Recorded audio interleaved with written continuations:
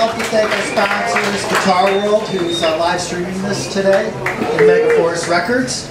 And we're here for a just a really, really super cool event. We're celebrating the Galacticon 2 record. It's Brendon small, and he's going to be up here to talk and play some music. And a couple of great guys interviewing from St. Vitus in Brooklyn, which we're broadcasting from. Artie Shepard and Ron Grimaldi. Come on, guys.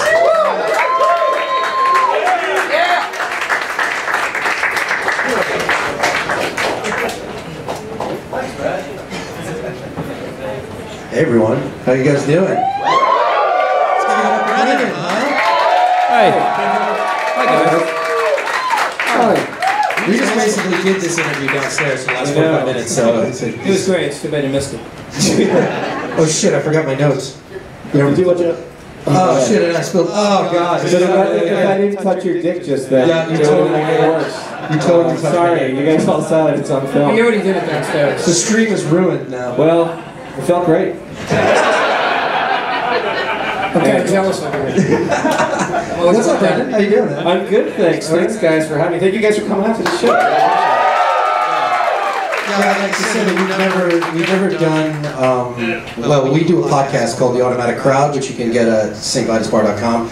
And we've never done anything live like this, and we've never done anything like this. Well, we did Johnny Rotten, and there were book signings, which was different. And it's awesome how many people came out for this and paid for it, and like, get to meet this guy, you get to meet him after, hang out. I'm going to come home with most of you, so...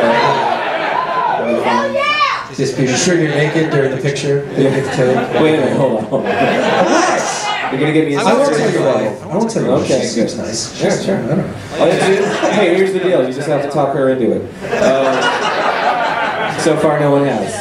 So far. Hey, Brad, can you grab my sweatshirt if you could? It's behind the bar. It's the Fates Warning sweatshirt. It's got my notes in it. It's like you had to say the Fates Warning one is yours. Yeah. Thanks, Dave. I know. Yeah, nerd alert. Yeah. Anyway.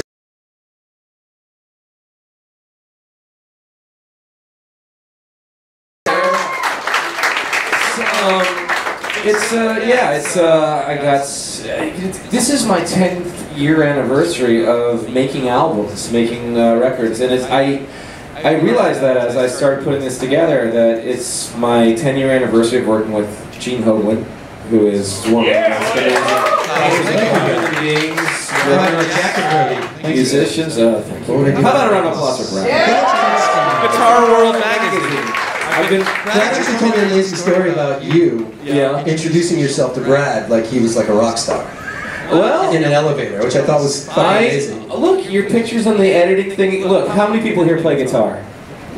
Right, so it's a good group of people here playing guitar. We know who does what in these magazines because we've been reading it forever. So it's a big part of our lives. And so it was, you know, when I met you the first time, it was really cool to meet you. Brad was the editor of Guitar World for 30 years. So that's insane, yeah. We love him dearly. And I worked with Ulrich Wilde, and I found him, bless you. You're welcome.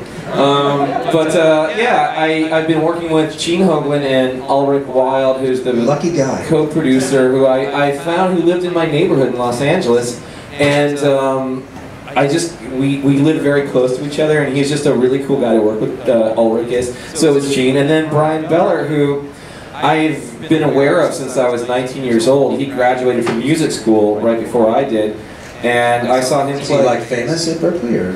No, well, he played with Dweezil Zappa. So if you're like a super dyed-in-the-wool music nerd, and you see like Zappa playing with this bass player who's like a kid, and they're just playing like 30-minute fucked up crazy medleys that are just like acrobatic and insane. And I also saw Mike Keneally there for the first time playing. I'd never heard of him before. Yeah. And when I was doing a little research, I know he was your touring guitar player, but I couldn't believe this guy's output is like insane. First of all, he's an amazing writer. These guys are what I consider super musicians, guys that can just do anything. And I remember putting the band that would be Death Clock together, and I thought, I had just seen. I know that Keneally could match Steve Vai note for note on stage and play.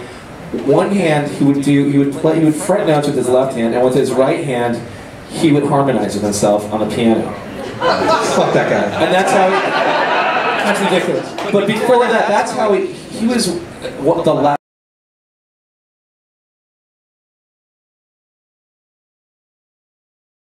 About his audition, which is fucking crazy. It's crazy, yeah, it's crazy, and he would put him through the ringer musically. He'd have to know like but Mike Keneally is a human jukebox that can play every song perfectly and the perfect voicing of the chords. He doesn't fuck around. He knows, and he's like walking around like Charlie Brown, like, hey, what's who cares? Yeah, he's just a genius, and he doesn't know it. And I remember else is like that is Bumblefoot. Bumblefoot is insane. I've never met him, but I'm a fan. He's insane. We almost did all of Yes's turn of the century when we interviewed him. Oh, really? I swear to God, this guy was like, name a song. I'm like, it's a fucking 9-minute song. How do you know the whole thing?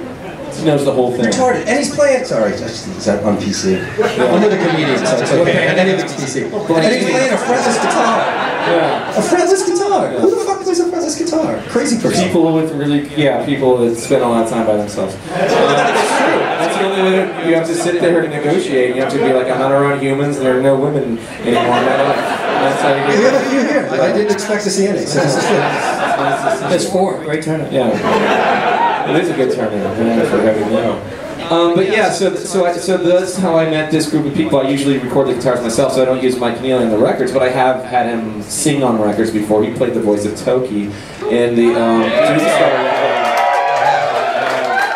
he did the song I Believe, which is like, I really like that song. That whole thing was so much fun. It was a ton of work in a short amount of time. I was so exhausted. I felt like you got to spread your wings. I got to, yeah. I like writing hooky, poppy, kind of crazy things, yeah. But no, I felt like in Excalibur when Merlin summons the dragon's breath, so that. Sorry, this may get a little nerdy. I like some of you to be able to hang with this conversation. That's a good one. But yeah, but after he summons the dragon, he has to like rest for 3 years, and then he comes back and goes, "I'm sorry, I summoned the dragon's breath. I gotta sleep." That's how I felt after the Doom Circuit. I saw that movie at a young age. I like the sex scene always got to me.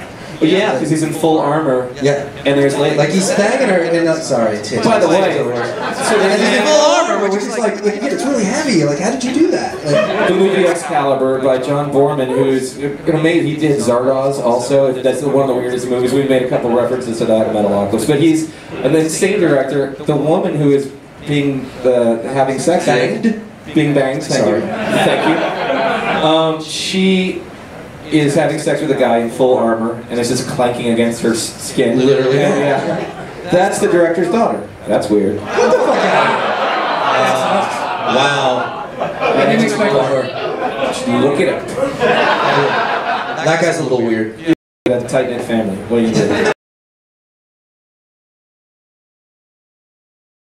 Here I am. I've got Why is it not a Death Clock record? Is it just well, like it or not? Can we talk about it? Well, we can talk about whatever you guys want to talk about. I got nothing to hide, but I don't own the name Death Clock. I don't have the thing, and I wanted to make a record, and I make the sounds of music that I make. You know, at this point, those are the sounds that I make, and I own the name Galacticon, and with the first, I made the first Galacticon record 5 years ago.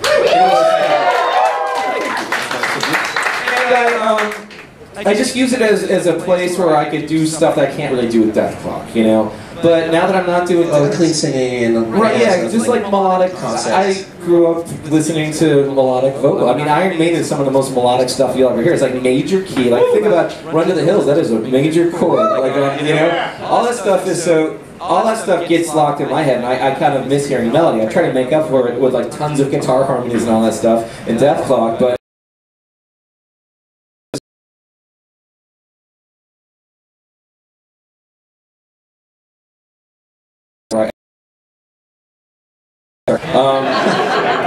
But some of the songs have brutal vocals, some of the songs have melodic vocals, but I just sat and spent the time with it until I felt like I had what I wanted to hear. I mean, that's what you should do. It's what you should do, right? Yeah, you should at least be the guy who's listening to your own stuff going like, hey, I wanted to make a record that I wanted to hear that I didn't hear happening in metal right now. So yeah, so that was it's a concept record. It is a concept record. Combined with a comic book. Yeah, but it's okay. So I put a comic book out with Eric Powell for the Goon, who's amazing, super. Some of you guys are comic book guys.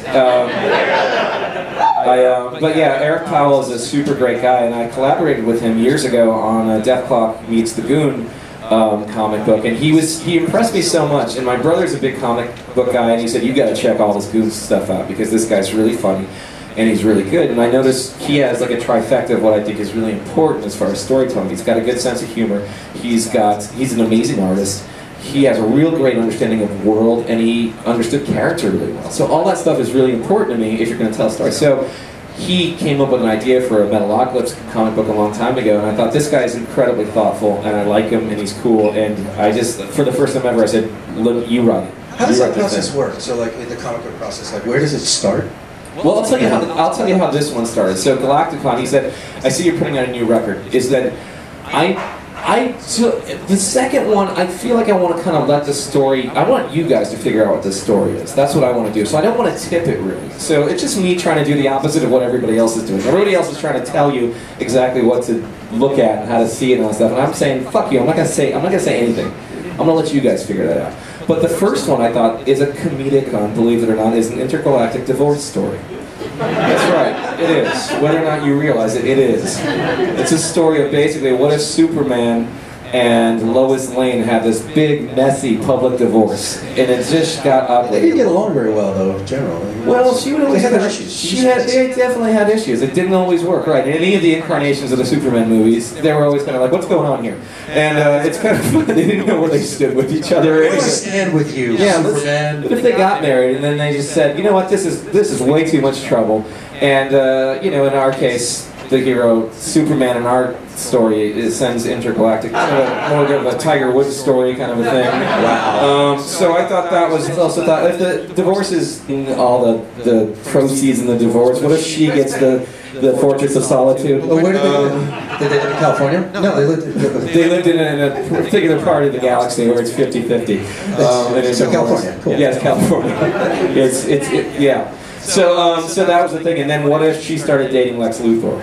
And that's the other part of the story. So that's kind of the beginning of. And I said, I want to get fucked up. I want to have like, you know, Metalocalypse is about, you know, what if the biggest celebrities on Earth? What if the Kardashians were a death metal band?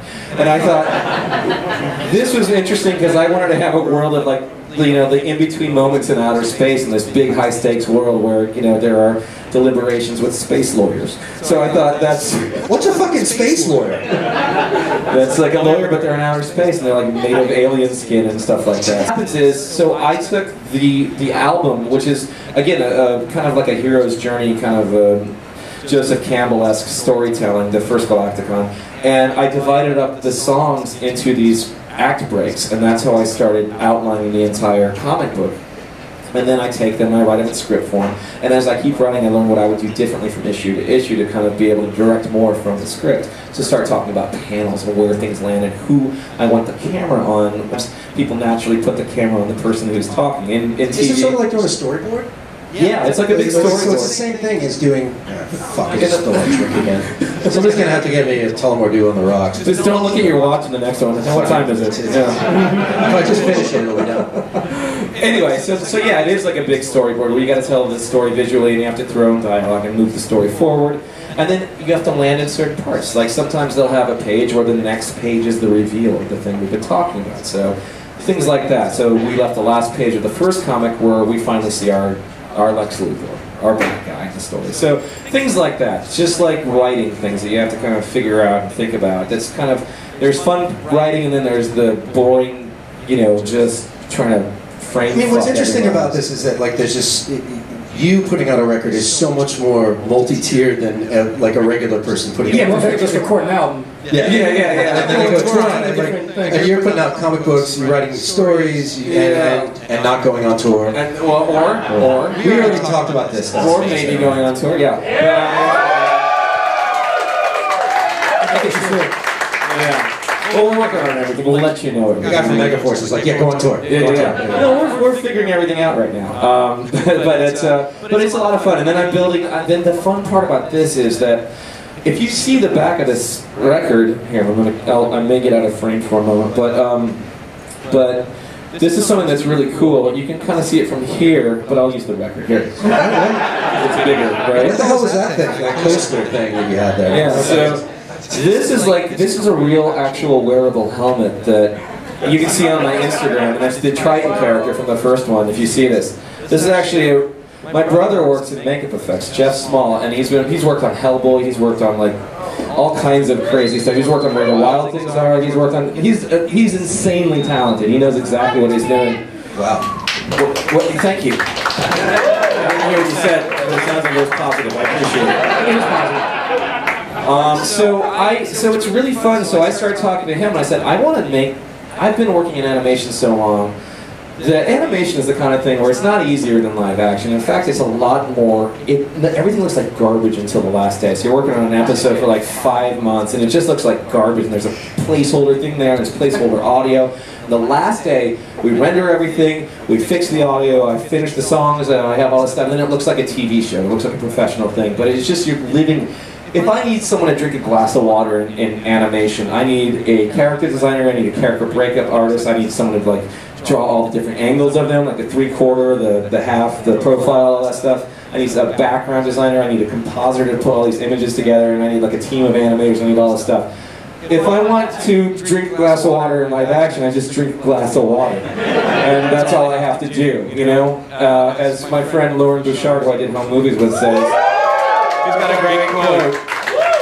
He's got a great quote about it where he says, live action is just really cheap animation. And it is, but what's really fun about this world is taking this sci-fi world, taking all these things from the comic book, from all this cool art that I've been finding all these artists to work with me on all these projects, and it's fun to bring that into the tactile, tangible world. So we're doing some fun live action videos that you guys are going to see soon with like spaceships, robots, cool shit. Like you know, there's a term in filmmaking, Dogma 95, which is what Lars von Trier, you know, the Norwegian guy, yes, there you go.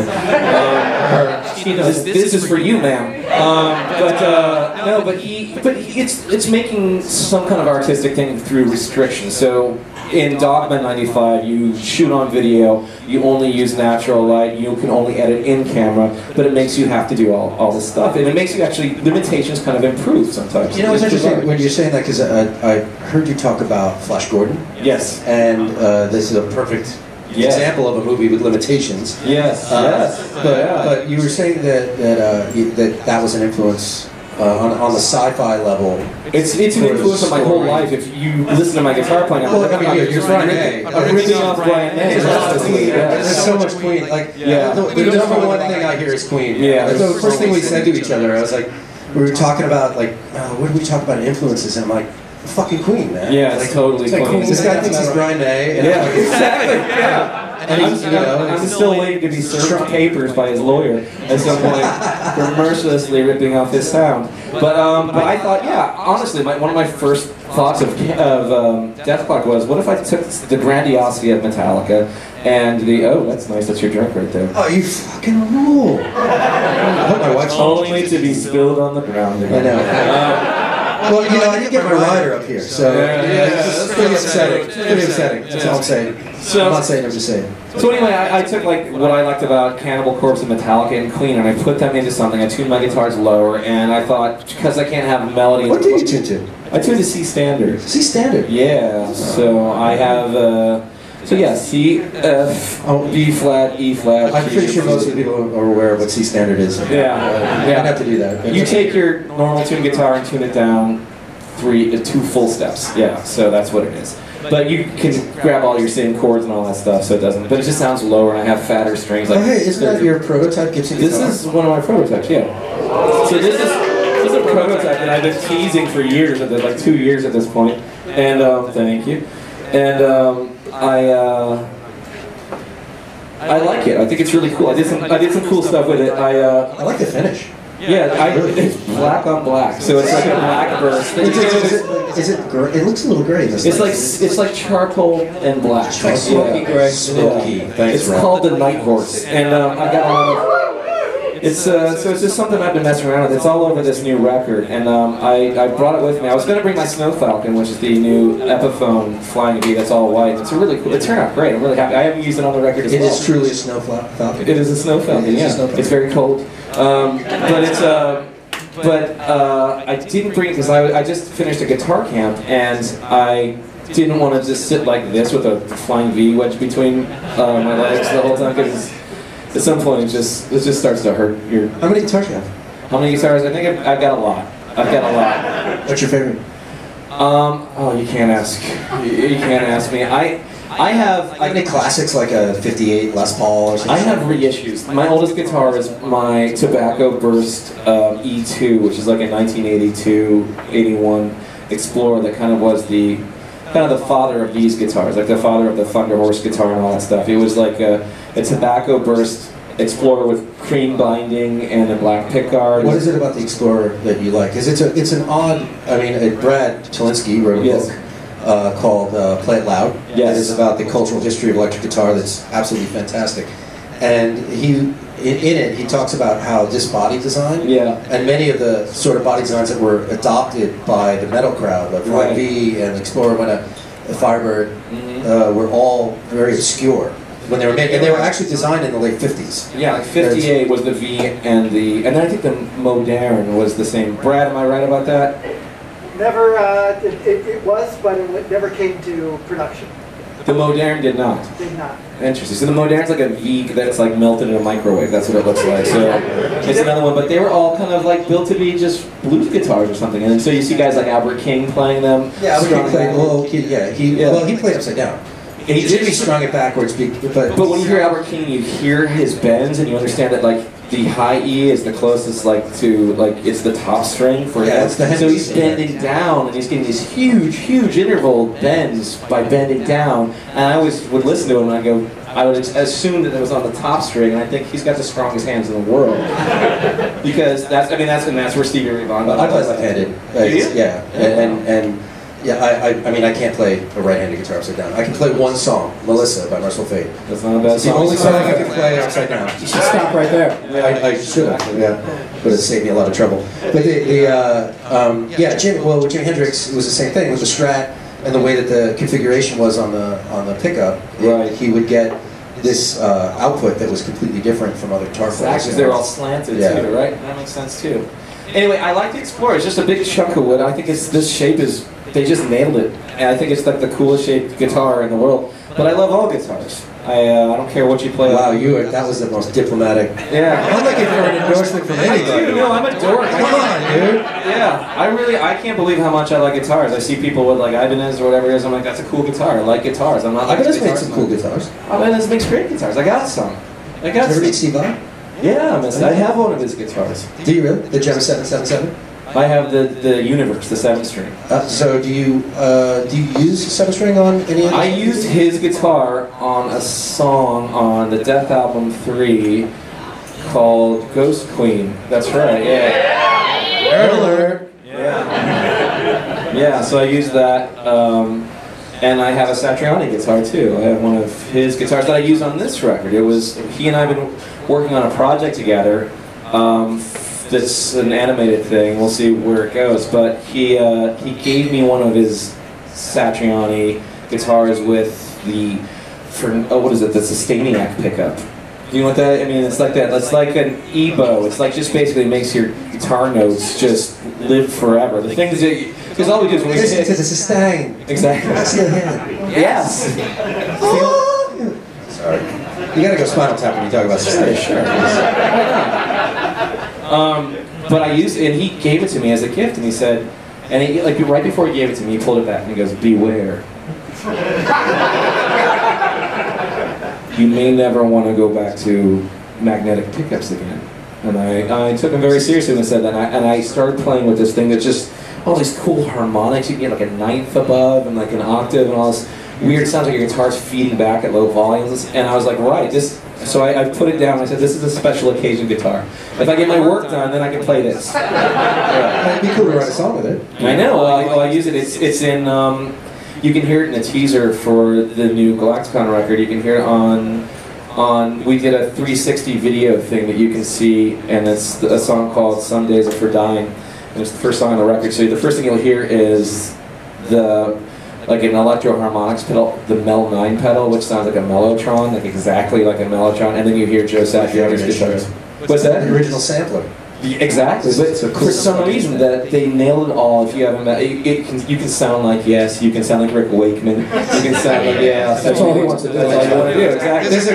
There's a great documentary about the Mellotron called Melodrama. Oh really? A friend of mine made. It's fucking Really? great. I'll check it out. Yeah, but you can sound like Strawberry Fields. You can sound like old Genesis if you want to. Yeah. Black Sabbath. You can sound like Black Well, Sabbath. that's Wakeman play.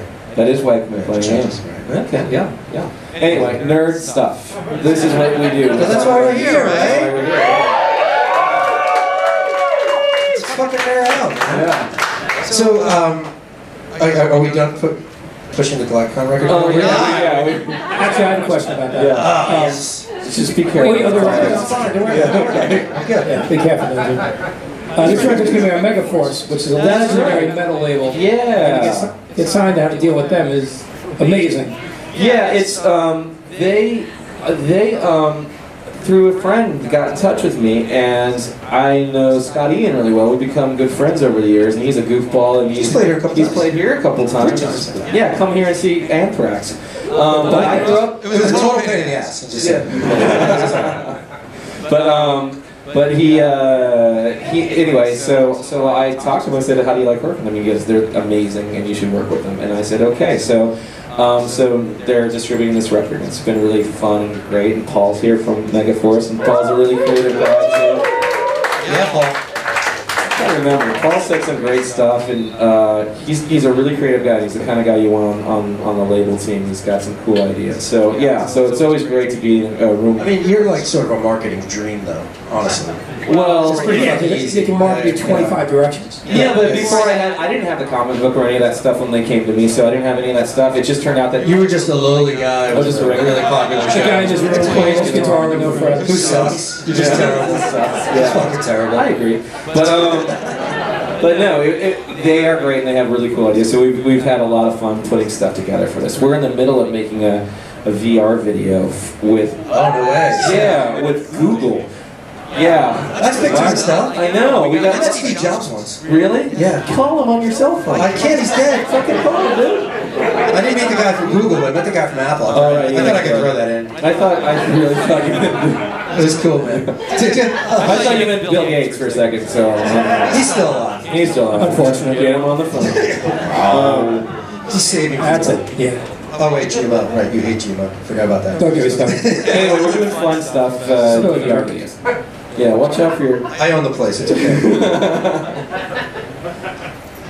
So, Yeah. speaking of Galacticon, one of the things I found online was your Spotify playlist. Oh, The yeah. influences of the record, which I thought was right up my alley. Yeah. So yeah. Very diverse. Fucking ELO. I have ELO. I love ELO. I mean, Jeff Lynne is Amazing. Jeff Lynne is the king. He's a genius. He's a genius. I can't believe I don't normally meet heavy metal people that go as nutty about ELO as I do. Oh yeah, no. Well, He's he's designing a the soundtrack.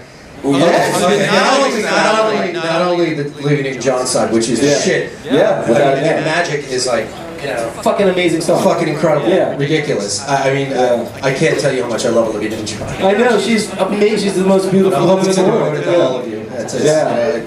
But maybe you were He just lost all of metal street cred. the movie is super cheesy, but the soundtrack is great. And the first side is Olivia Newton-John. The second side is ELO, and it's just it's like a split. It's like a split record. Yeah. But they didn't call it that, of course, because I don't think that existed at that time. That's a punk thing. Ron owns 10,000 albums, so you should know.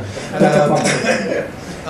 Yeah, so ELO, Genesis, your Genesis selection was interesting. I picked a song that I don't know what it is. I like old Genesis a lot. I could have gone Foxtrot. I could have gone. No, well, I loved that it was Phil. I love singing I because fucking love Phil Collins. Trick of the Tail's my favorite Genesis It's record. amazing, yes. And Duke is also like up there. Like Yeah. Phil Collins, for me personally, and you guys will all boo right now, is the greatest drummer of the 1970s. I know it's Bonzo, but like, just give me Phil. Just give me Phil. Yeah. Phil Collins fucking rules. There you go. Anybody ever heard Brand X? Yeah. So Brand X is his jazz fusion band. The guy's never taken a jazz lesson.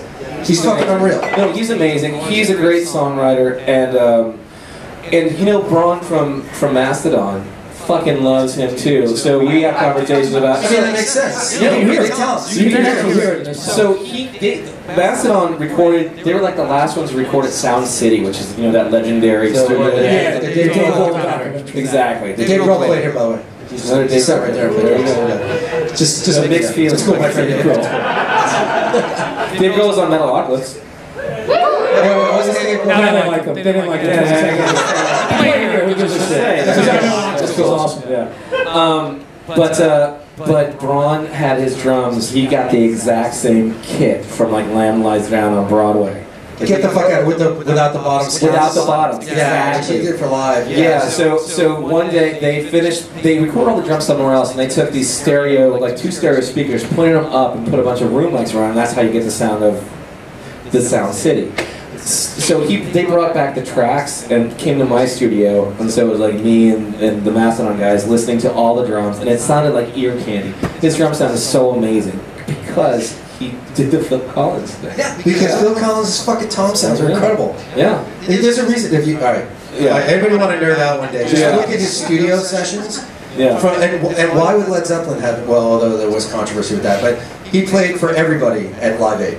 Yeah. Everybody. Yeah. But I mean, it's Phil Collins. Great. And his sound is distinct. It's almost like Van Halen. The second you hear that drum hit, you know it's his sound. Oh, you guys remember this one? Which is a joke. It was a fucking joke. It was a joke. Yeah, I believe Hugh Pagham was producing, and he's like, "Do that again. That sounds good." And they put it in. It wasn't something, because that's when the live drums come in, because it's all drum machine before that. Right. But is there The first Phil Collins solo record fucking rules? Okay, I'm done. I'm done arguing with all of you.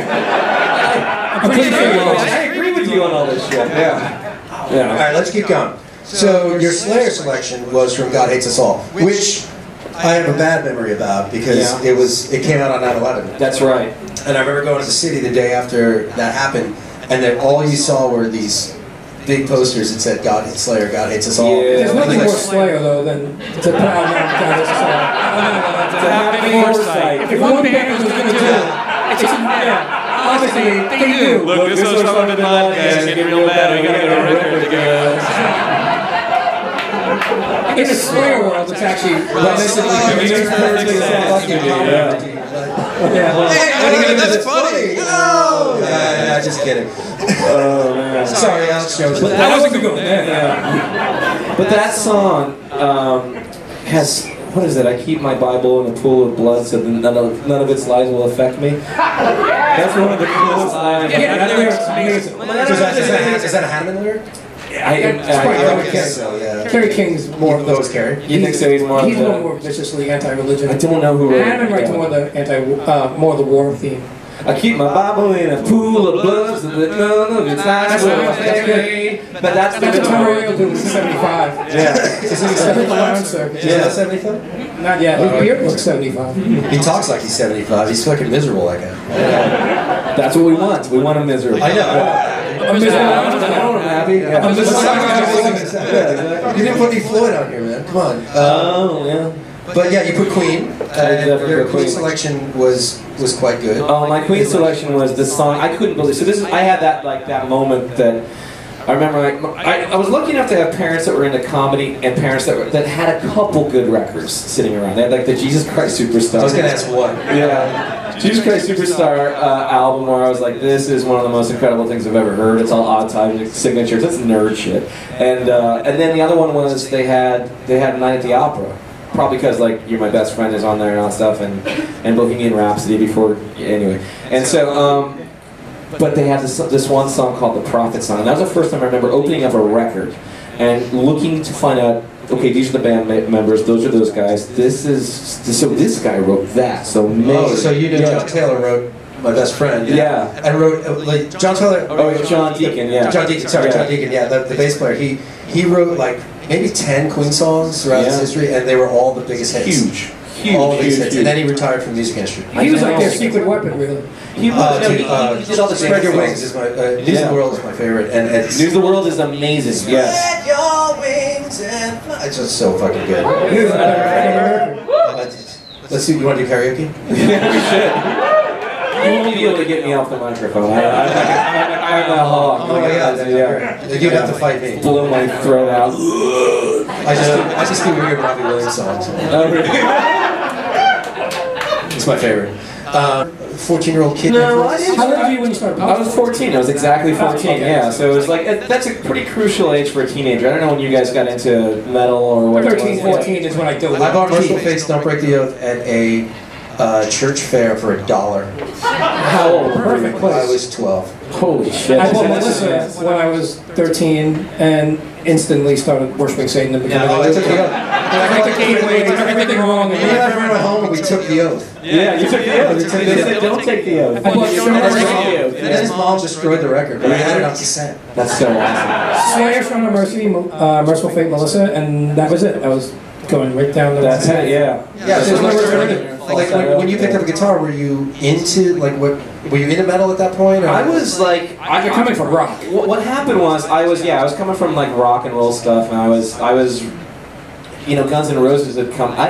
So this is one of my theories that I think unless you have like an older sibling, I don't know how you guys discovered that. I had an older sibling. Exactly. 10 years So what older. about you? I had an older Yeah. kid down the block, 3 years older. Right. Taught me everything. Exactly. Kiss, I had that. AC/DC, Black Sabbath. Is he dead?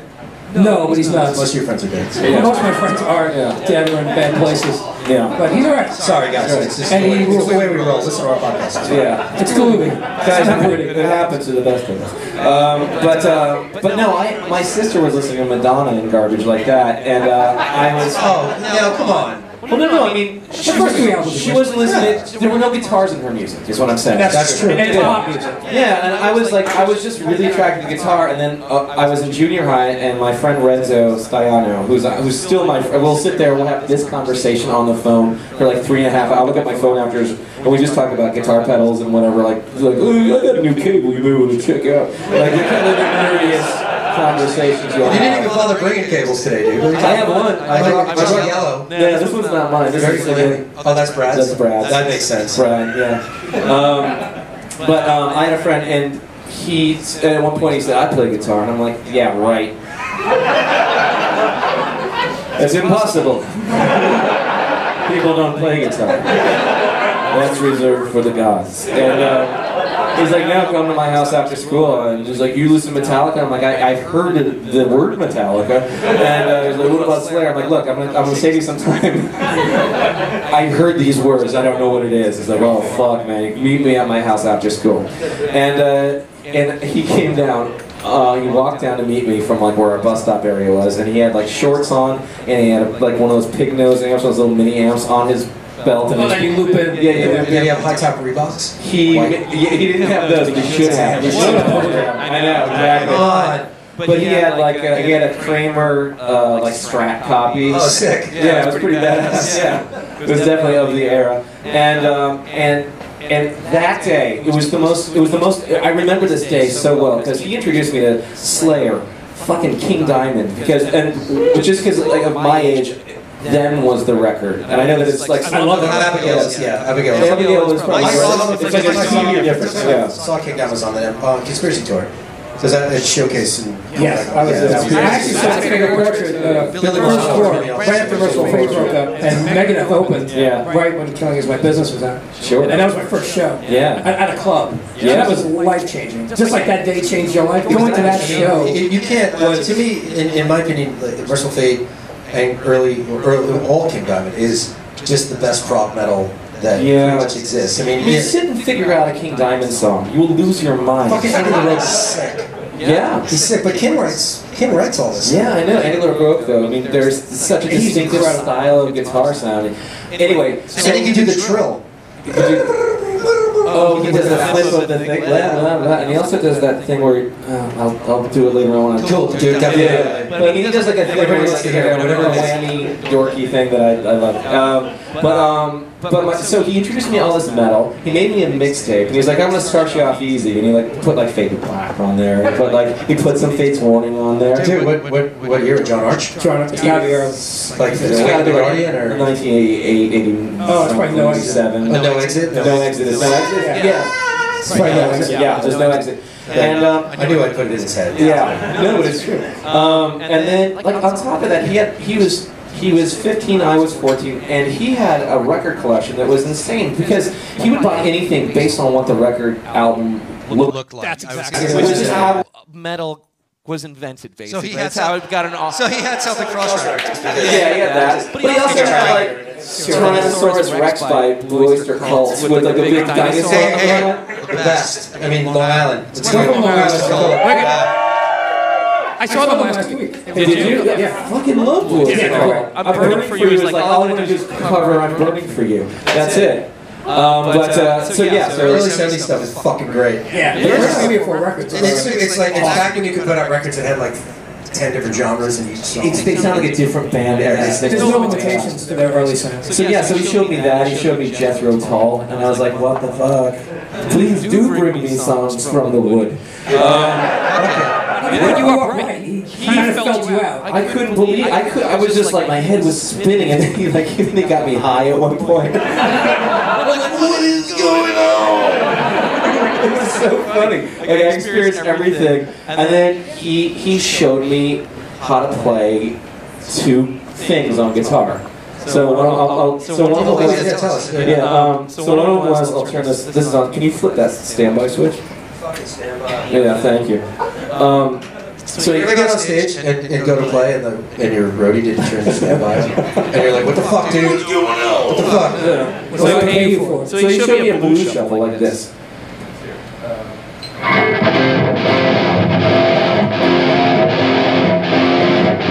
Every case That's the jazz. So he showed me that. He showed me like that, and then he showed me this. And I hadn't even heard the song yet. So he's like, all right, so you're going to want to learn a blues shuffle, you're going to learn some power chords.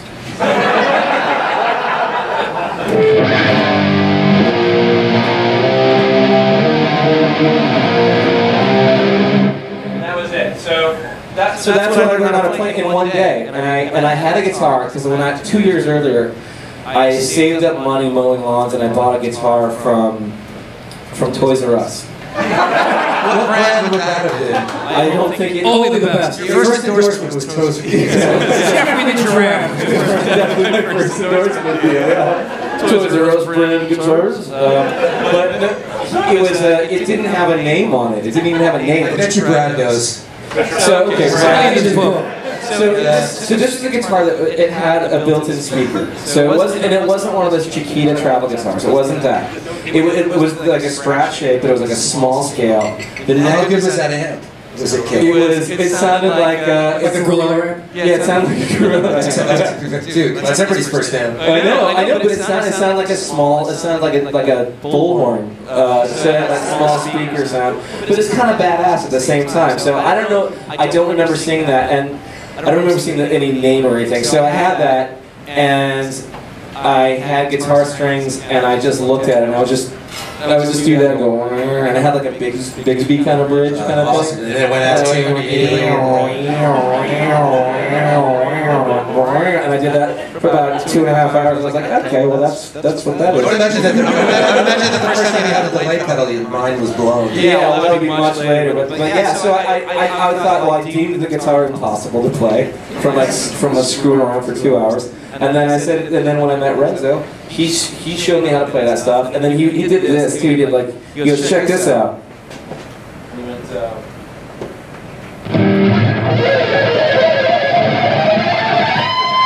A Carrie Kick solo.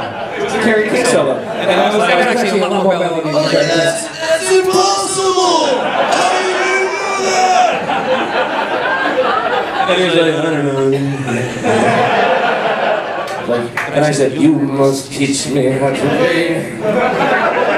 Is that what happened? And he did. So we became like, so we had the kind of friendship where I took it really serious and I would really like sponge up everything that he showed me, and then it got to a point where I was starting to catch up to him. He's like, "What are you doing? I like you where you were." Guitarists are very competitive. Oh no! So like, I was like, we started a band together. I mean, this sounds like the Metalocalypse scene. No, well, what we did was we were two dorks. We played I was definitely Toby to his fist And without a doubt. And we were also jealous of each other because I could do one thing and he couldn't do it. And I don't even, you know what? I didn't want to do that. How dare you? Any guitarist I ever knew would always talk shit about their friend when they were there. I'm so much better. I can do shit he can't do. Yeah. I learned how to do like sweep arpeggios, and he was like, "You don't have any feel." And I'm like, "Oh yeah." And I like bent notes and stuff, and it sounded garbage. But yeah, that was. But we would sit there, and we were both like, he was a well-read kid, and he'd read Stephen King books, and we'd talk about movies and stuff, and just watch horror films. He was a great influence on you. He actually was. I was He's like a Big Brother influence. I would not be who I am if I had not met Brendon. We're still friends. Yeah, we're still friends. Yeah, we still love guitar, and he's a fucking amazing guitar player. And he studies. Does he play in bands or? Like, he doesn't really. It's really strange. He's not into Fish or anything. He's not. 13 Nights of the Garden killed me. I know. I heard it. Yeah. But that's how you piss off the metalhead. You're buying tickets. You hit that button. Yeah. Fish. I've seen it. I'm getting irrational. Okay. You saw him 10 times? Before 1992. Oh, so you're cool then? Yeah.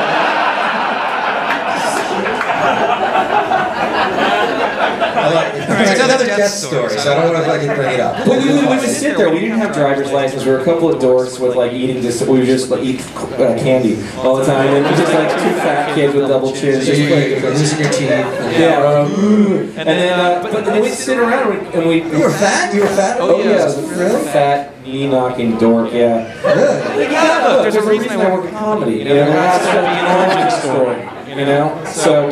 But we would write a song every weekend because we went to high school, and every weekend we would. He got one of those dual cassette players, and he learned how to overdub switching out the tape. You know that? Wait till the dual CD player came out. That was state of the art. But what we do is we learn how to harmonize guitars and harmonize our voices, and how to like put like tune our guitars down and play bass parts. Where are these tapes? He has them somewhere. I don't know. He may have them, or maybe he destroyed them. Yeah, it was just the two of us, and one like a Casio drum machine, something. We can make it if we try. You and I. Sorry, tangent. Thank you very much.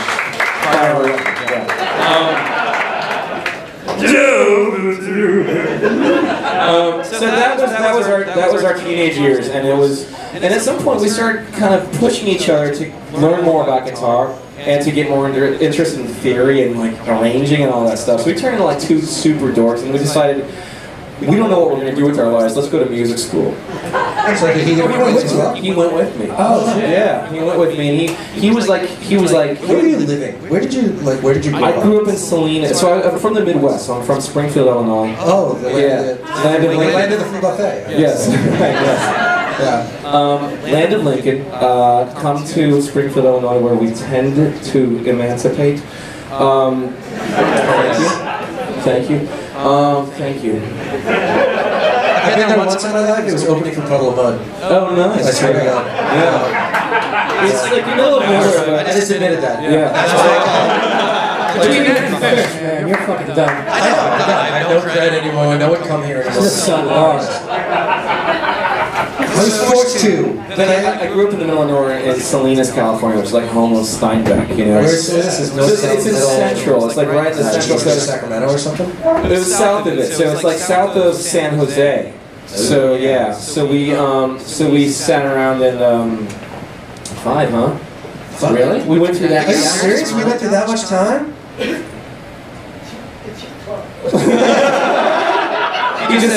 He just gave us a 5-minute warning. Brendon. And then he said, This stuff I haven't gotten into yet. I know. Fuck you, man. Fuck you, director. Everybody tell Brad. Fuck you, the Vice book. It's great. Just milk 5 more minutes.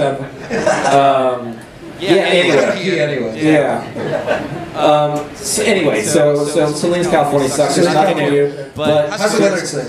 It's like fall. Yeah, it's like fall all the time. Yeah, but there's nothing to do but play guitars and jack off. So, which I consider to be a live concert simulator. You play guitars and then you simulate sex for yourself. So you know what I mean? It's not a good idea. You know what I'm saying? It'll prepare you if someday you're on stage and maybe you may. I didn't jerk off till I was 19, so I don't know. Oh really? That's crazy. Well, the reason I was super into Satan was because I went to Catholic school. Makes sense. Watch an Italian horror film. It's all Catholicism. It's true. It's true. What do you ask? I got nothing left, man.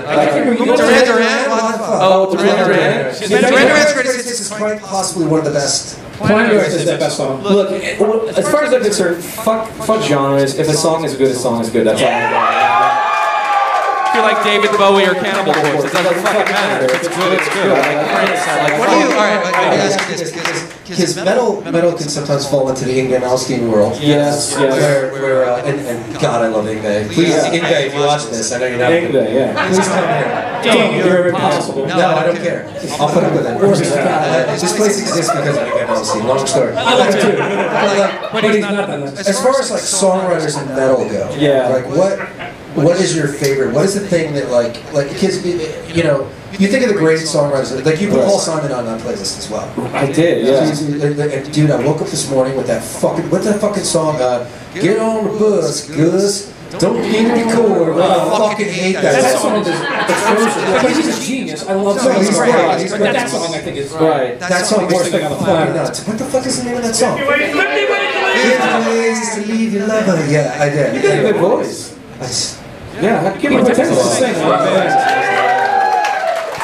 I use any opportunity to have a microphone. So, no, but like, so what, like, you know, when I think of great songwriting, I think of like singer-songwriters. I think, you know, the classics, and the James Taylors, Badfinger. Cat Stevens for me. Cat Stevens. Yeah, that's right. Ron's a big fucking Cat Stevens. I can see like the genesis of metal from Cat Stevens. I can hear that in Cat Stevens. I think you could turn. There's a lot in his. He's got so much percussion in his voice. He's got so much cool sounds. He's got his voice is incredible. Yeah, and his voice is amazing. Without a doubt. Yeah, his guitar sounds great. Yeah. Like, and I won't get into my obscure loves, but what is like? So as a songwriter, just as a songwriter. Yeah. What do you like when you listen to metal bands? What do you listen to and you go, this is a fucking great song? This is like listen to its verse, its chorus, the lyrics. Yeah. Well, metal can do something that no other genre can. It can have an aggressive vibe that's forgive the word, somewhat emotional. That makes you a grandiose, aggressive thing that people compare like, oh, Wagner's that, and I'm like, no, it's not. It doesn't have that. That doesn't have that thing that makes you like want to run into a fucking wall and hurt yourself. It's epic, but it also has an aggression. Yeah, it's just the first thing when I first heard Master of Puppets, when I even heard, I think of the song Battery that I put on there, which I think it's like one of the coolest metal songs of all time because it's fun, it's fast, and there's like classical harmony. It opens the album acoustic, and it can't do that anymore. Yeah, well, people fall asleep and they turn it off. I had 10 seconds, sorry.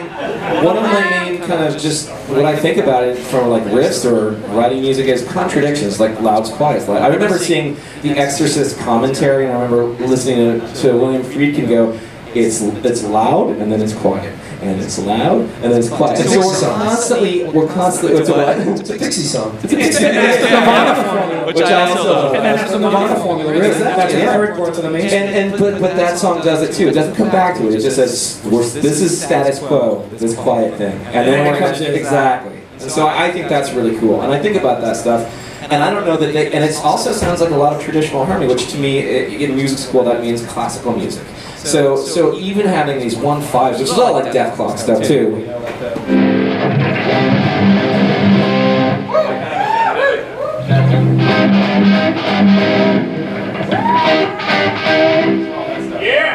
do the Ingrid diminished 7 thing? Can you do the Ingrid diminished 7 thing?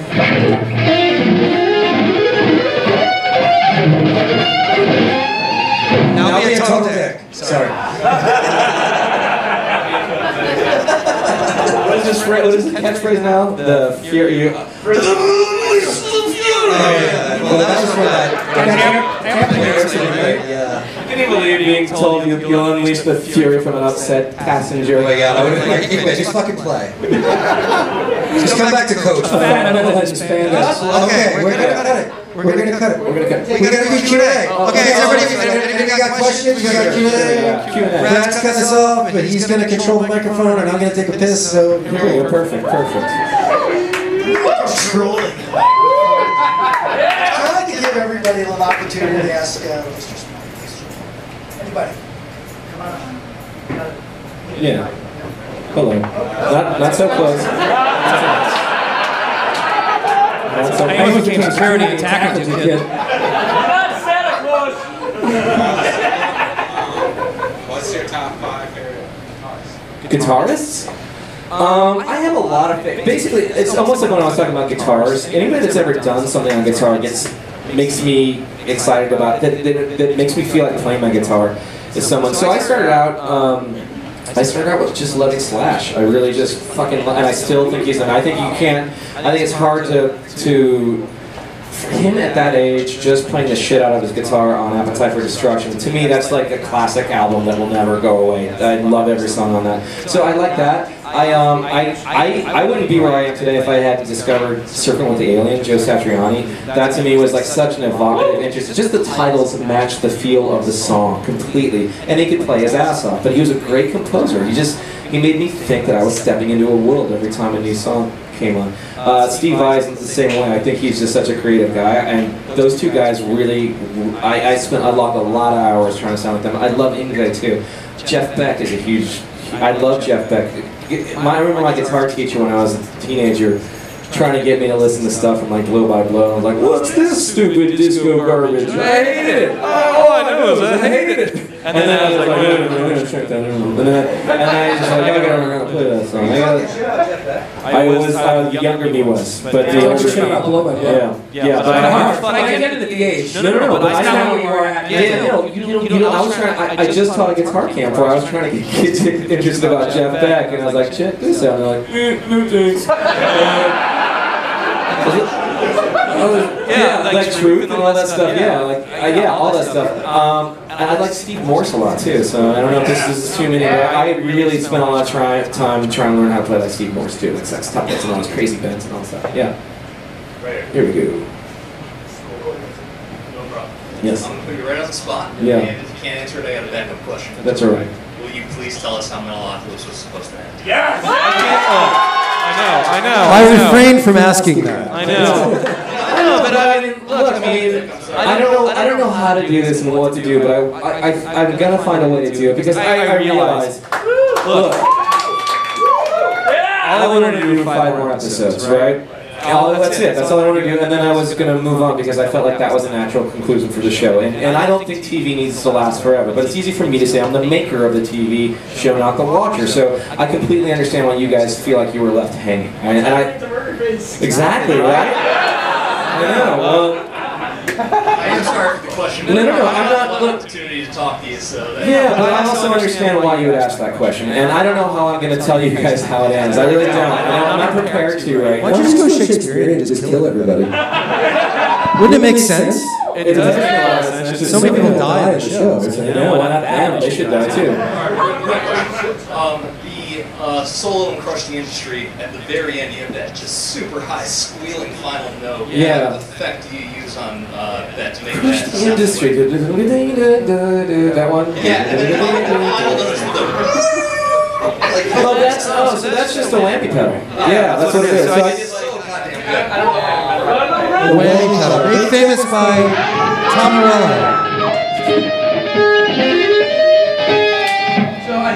When I do the taps, that's where I hit the whammy pedal. It's like an octave higher, and so that's how I do it. Hold the mic while you play, so you can talk.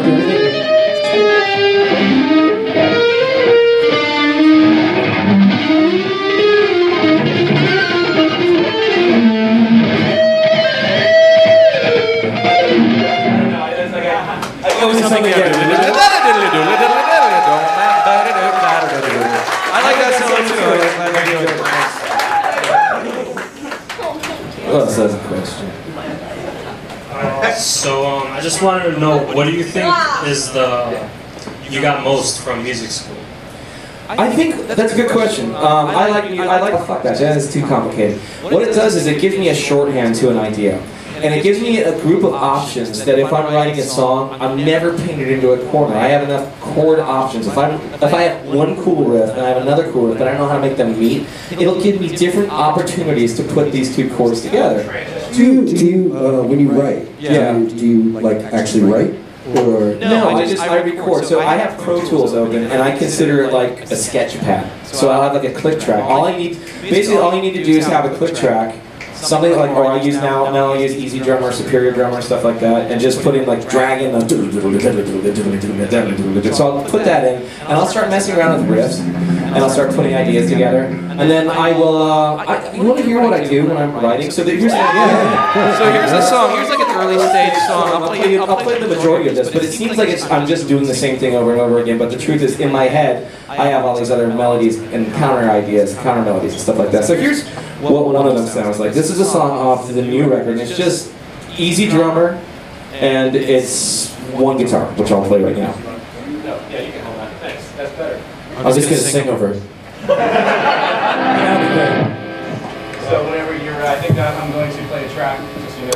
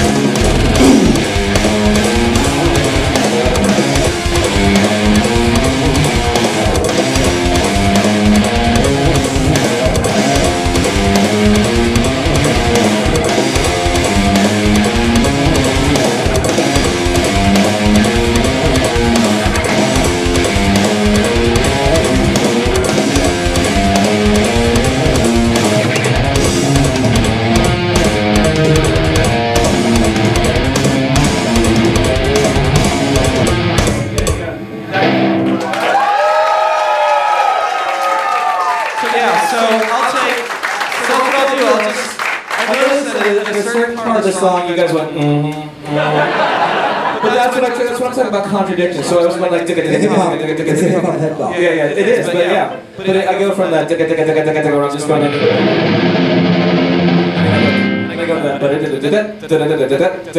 so I'm just, and then I go out to a 3/4, like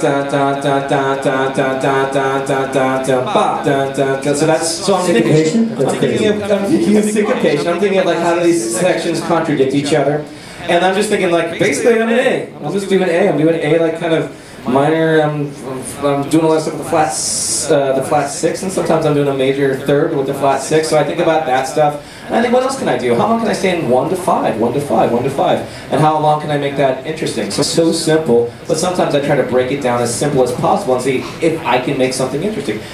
The other guy that was asking about the Crushing Industry solo, I just was playing over just a dunk, this is the implied,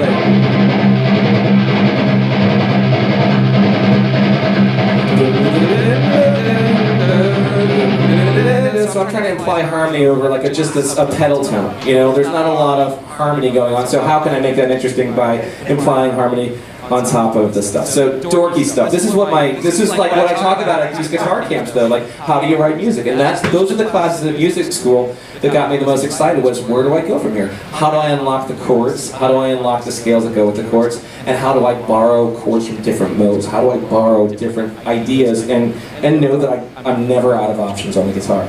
So you now teach once a year, right, or something? You do your own. I'll do a thing in Woodstock. So I just did a thing in Woodstock with yeah, maybe a couple of you guys are here. Yeah, come on. No, I was there. Where were you? I was there. You missed it. Yeah, why didn't you come to the guitar camp? You know, excuse you already live up there. Came all the way here, but didn't go there. Did you come all the way over here from Germantown? But yeah, so anyway, so I'll go over that stuff. So I do this thing where I really do think theory is going to be the kind of thing that makes you so you can get out of guitar players get in ruts. We all get in ruts. We learn a certain thing, and like I see people nodding like, oh, fuck, I'm in a rut right now. You know how that feels though. We all get in ruts. And what you want to do is just break down these walls and see what's on the other side. So I do like a quid pro quo, like a Silence of the Lambs thing with students where I'm like, here's a sweep arpeggio, but now you have to learn why. We're playing a sweep arpeggio. It's funny that you say that. As a songwriter, like when I get in a rut, I'll just listen to stuff totally outside of what. Which is great. Yeah. We were talking about that backstage. Yeah, like, but that's why I love prog rock because I can't play it. Yeah, it's hard to play. It's really complicated. Yeah, it's and you do things one time, like through compose. So yeah. Yeah, I could write an entire song around one thing from a 20-minute song. Without a doubt. You know, it's like, wow, that's so innovative and different. Like, no, it's not really. You notice one thing. Steve Howe did that 30, 40, 50 years ago. Steve Howe's amazing. Steve Howe is such a cool guitar player, and he makes it look like what he's doing. I saw him play one time, and I saw his. He had a lap steel guitar, and he had just finished playing a solo on it. And he pushed it to the side. No, he just like had it back there. I was like, okay, well, thank you everyone for enjoying my piece of music I played. And everyone could see that the thing was tipping over towards him, and it was falling down. And it went boom, it crashed, and we were all going, ah, behind you! Oh, yeah. And it crashed, and he was so British about it. He was like, oh well. What are you going to do? He has a coffee table book about his guitars. He has 400 guitars. No, he's got like weird, crazy stringed instruments. Anyway, totally amazing. Yeah. Anyways, yes, it's pretty cool. Yeah. So, anyways, I think this is a really good entry point to having you play. Want me to play a song? Okay. I'll go. This is. Thank you guys. Enjoy it. Brendon. Hey, that was fun. How about a round of applause for these guys? This is great. Artie Shepherd. A legendary metal club. Same Vitus. So I'll play a couple songs for you. I have some tracks here. So I'll go back 10 years to the. I wanted to honestly. I wanted to have an instrumental guitar song that I could just play where I didn't have to have a band with me, and I wanted to. Honestly, this came out of an episode, and what I wanted to do was my heavy metal version of a quick one while he's away by the Who. Yeah, I know. Well, I had like visually. There's this. Let's put it in medieval times. Let's put it in Death Clock world, and let's have one guy out of town while someone else is screwing his wife, and that was the idea for Thunder Horse. And no one really knows that. That was all inspired by the Who, believe it or not. So I'll play that. This is a song that, like, hopefully I can make my way through. You know, we all make mistakes on guitar, but this is the one that I try to see if the techniques are something that I can just kind of warm up with and play. But I'm playing a lot of lead stuff, and I'm playing a lot of metal rhythm guitar, which means lead guitar on the lower frets.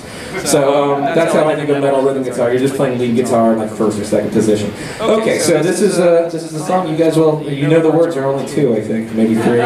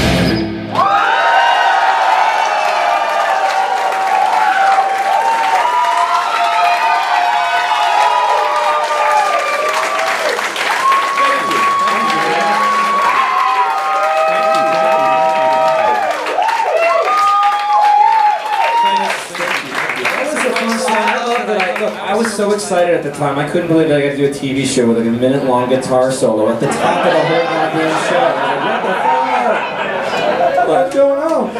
So that was like, to me, that was like an important demarcation point, because what I want to do, obviously I care about guitar a lot. Obviously I think it's important to get people excited about guitar, see if they can get them as excited as I am about it. And the coolest thing I hear about is when people get excited about heavy metal and guitar because of the show. Because that's, remember how I said, not everyone has that cool neighbor or that cool older brother. I wanted Metalocalypse to be that cool older brother that kind of got you excited. That stuff. What else is there out there? I go, well, there's Metallica, there's Slayer, there's Amon Amarth, there's Gojira, there's all these other bands out there. Go check these guys out, buy their records, support the whole community. It's really cool. So that was the song that kind of got it started, and I was lucky enough. Again, every once in a while I get like someone calls me because they liked a different thing I did. The guys from Guitar Hero called me after they just put out the first Guitar Hero, and they said, we see you're putting out a show, and we want to know if you have music for it already. And I was like, I actually just wrote a song that may be cool. And so that ended up being an unlockable track on the Guitar Hero 2, that's right, yeah.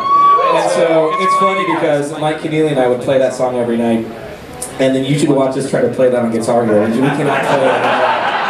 It's easier to play it on guitar than it is to play it on Guitar Hero. Yeah. What's that? If you say so. Yeah, maybe you're good at it. I don't know. Yeah. Maybe you're better at Guitar Hero. I was. You used to be. See what happens with that same kind of shit happens with guitar if you don't play them. So let me play you another thing. This is another thing. This is part of the Doomstar thing. And again, I just. I wanted to beat my first guitar solo and have like a cool kind of contrapuntal thing where Squish Star and Toki play together. So I'm gonna play the Squish Star parts and Toki's parts already. So let's see if I can make it work.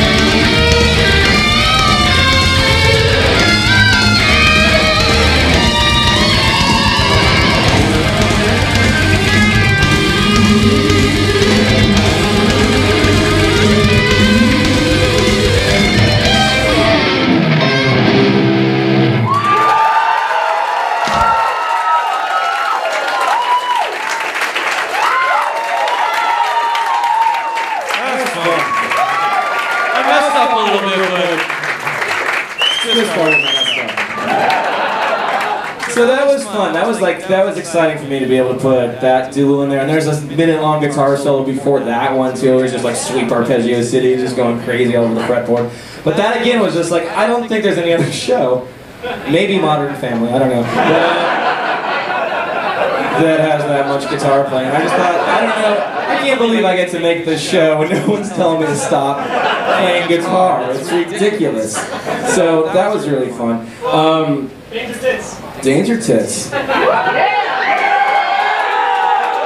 right, I'm going to close with Danger Tits, if you guys want. So Danger Tits is a song from the first Galacticon. And again, this is a song, thank you. This is a song that basically I wanted to write a song where I got to say, like, tip my hat to all my favorite guitar players. So I think there are like Joe Satriani moments, I think that there are Steve Vai moments in this thing. I think there are lots of Steve Morse moments in this thing. And then a little bit of Jeff Beck here, but not too much. And because it's too fast of a song, but this definitely got, in my mind I was just doing like, I'm going to check off all my favorite guitar players and try to do something kind of in their style here and there, but also make it silly and crazy and like a fast outer space chase sequence. So this is Danger Tits. Yeah!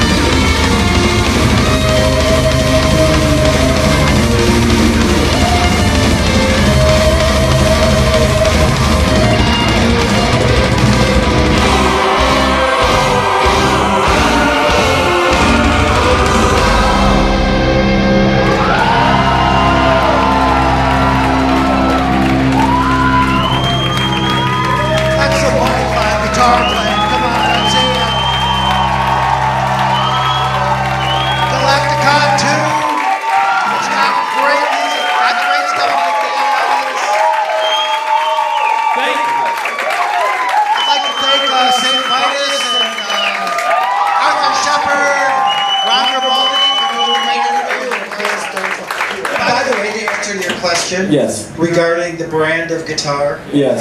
At Toys R Us. It was a Metallocaster. Metallocaster. That's great. Brad Delinsky from the guitar band. He does everything. Oh man, that's awesome. You guys, give us a few minutes, and if you want to say hey or get your picture taken, Come and say Brendon. hello to you guys. You want to hang out? We'll be in the back. All right, cool.